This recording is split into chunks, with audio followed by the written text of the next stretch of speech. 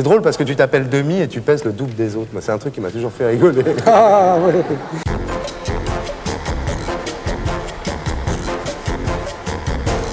Alors, Demis, tu es né à Alexandrie en 1946. Égyptiotis, tu sais le dire. Égyptiotis, c'est-à-dire pied noir, en fait. Oui, oui, le pied noir grec. Oui, Le pied noir grec, oui.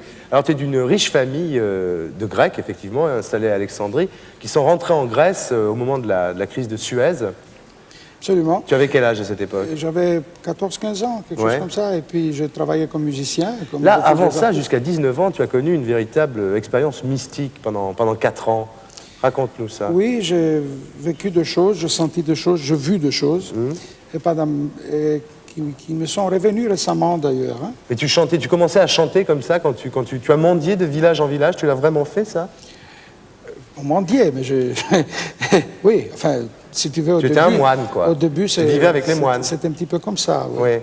Et à l'époque, alors un jour, effectivement, tu as rencontré Vangelis Papathanassiou. Ça s'est passé comment, votre rencontre? Bah, lui, il jouait dans un groupe, tu sais, il y a des années, il n'y avait pas les discothèques. Et on jouait des orchestres de danse, on jouait les succès de l'époque. Et donc, lui jouait dans un groupe et moi dans un autre. Et on s'est connus comme ça, on faisait de bœuf ensemble. Et on a compris qu'on s'entendait bien, quoi. Et on a fait un groupe qui s'appelait les Aphrodite Child. Qui l'a écrite, la chanson? Et la mélodie par elle-même, elle a été écrite par Vangelis, mais la chanson, elle est inspirée sur le canon de Pachelbel. Vous en avez vendu combien? Je sais pas, moi, à l'époque, il a fait 3 millions de 45 tours. Il a fait beaucoup de disques. Vous avez touché les droits sur la musique, même si c'était le canon de Pachelbel? Oui, c'est surtout lui qui a touché les droits d'auteur. Hein. Vous voyez maintenant avec Vangelis de temps en temps? Beaucoup, oui. Enfin, beaucoup.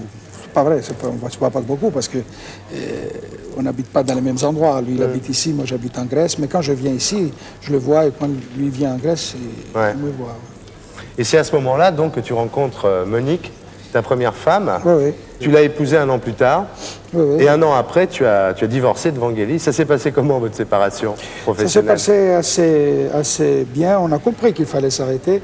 D'ailleurs, on a fait un album qui s'appelait 666. Et c'était un album assez underground.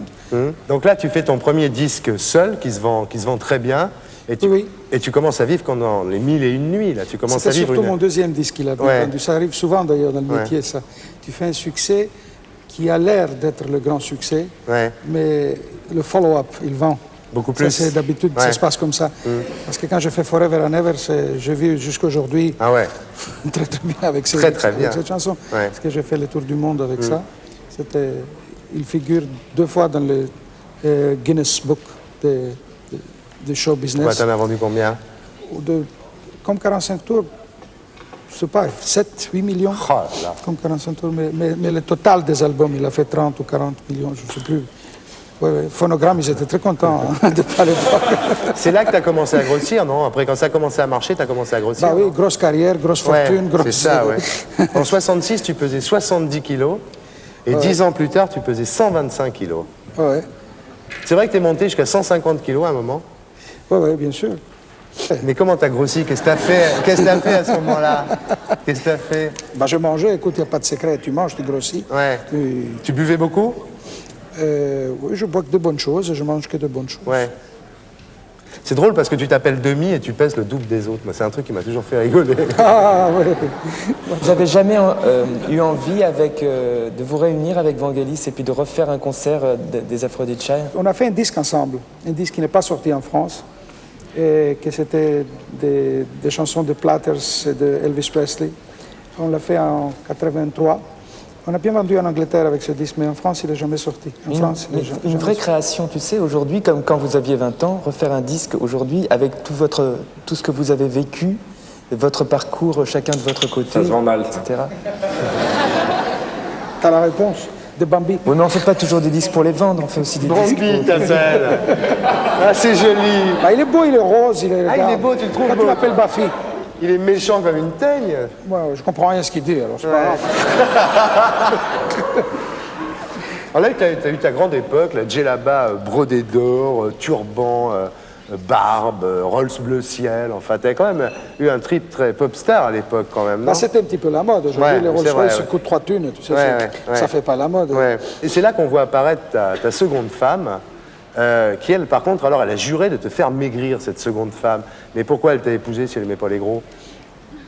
Ah bah demande-lui, je sais pas moi. Non mais je te le demande, c'est ta femme. J'ai jamais compris. C'est quand même bizarre. Dominique, elle voulait absolument que tu maigrisses. Je pense pas que c'est vrai. C'est pas elle qui a voulu, c'est moi qui ai pris la décision de Ouais. le faire.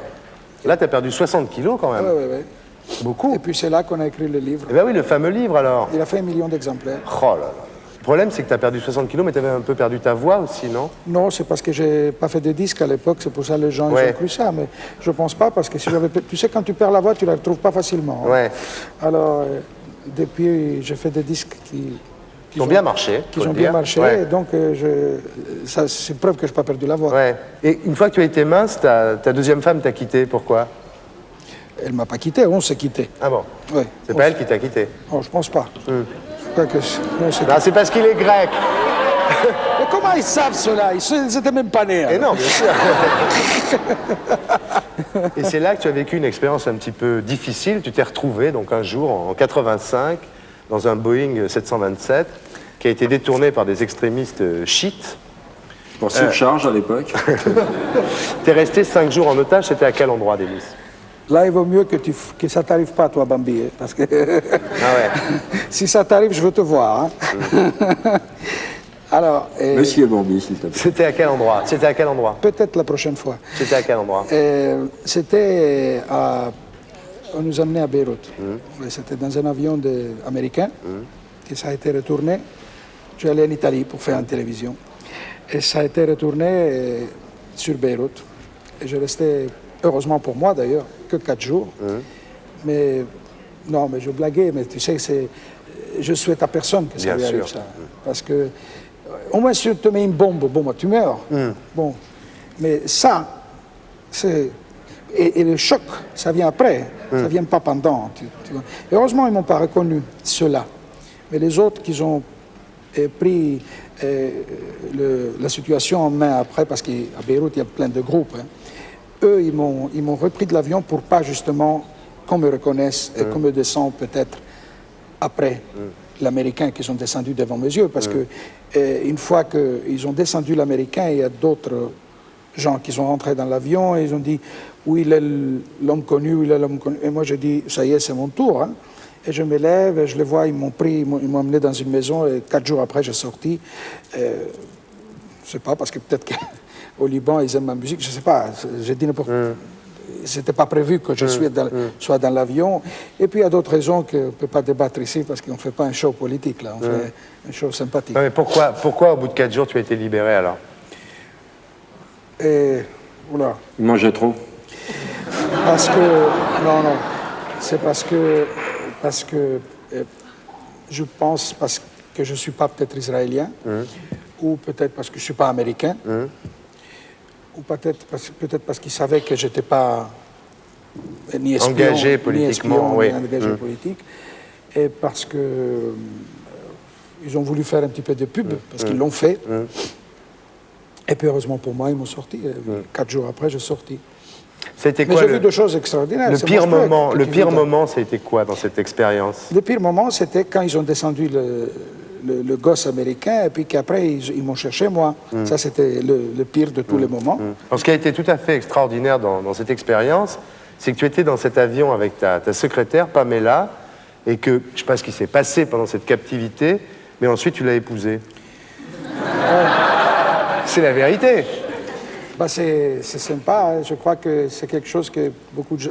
Quand tu vis une expérience comme ça, c'est tellement fort que tu sens le besoin d'être plus avec la personne. Quand même. Vous vous êtes dit des choses que vous n'étiez jamais dit à ce moment-là, parce que... Je lui ai promis que si on sort de ça, je vais me marier avec elle. Pour ça, mais en tout cas, je souhaite à personne que ça lui Bien arrive. sûr. C'est la pire des Le choses. choc en retour dont tu parlais, le choc en retour après, qui était plus dur que l'épreuve elle-même, Oui. ça se présente comment? Qu'est-ce qui s'est passé?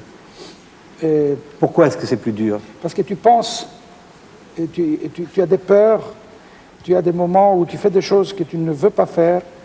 Moi, j'ai eu des tics, tu vois, qui m'ont venu après, une semaine après sortie. Incoercible, sans Oui, oui. pouvoir se maîtriser. Et qu'après 5-6 ans, parce que c'était en 85, hein, c'est 7 ans avant, il y a 7 ans. Et maintenant, je commence vraiment à être bien. Ça a pris dure du- encore, Oui, encore, moi j'ai vécu 4 jours, tu imagines. Oui. Ouais. Les Ceux gens qui sont restés des mois et des années, et où il y en a comme peut-être encore Kaufman et d'ailleurs. les autres qui sont restés pendant 3 ans, 4 ans, C'est pas... Et tu prends toujours l'avion? Oui, maintenant, oui. Et tu penses Tu es resté combien de temps Mais sans tu peux prendre pas l'avion? t'imaginer, c'est une bonne question. Parce qu'au début, Ouais. il fallait prendre l'avion. Parce que moi, mon métier, il ne peut pas se faire sans avion. Je suis tout le temps en train à droite, à gauche. Et dans l'avion, je rentrais dans l'avion. D'abord, je regardais les têtes. Ouais. Je regardais les têtes. Je rentrais dans l'avion et je marchais dans les couloirs pour voir les têtes des gens. Tu vois, et ça m'est arrivé souvent que j'allais voir le commandant. Je lui dis, il y a le mec avec une tête bizarre. Alors, les hôtesses et tout ça, ils allaient interviewer la personne, l'autre, ils regardaient comme...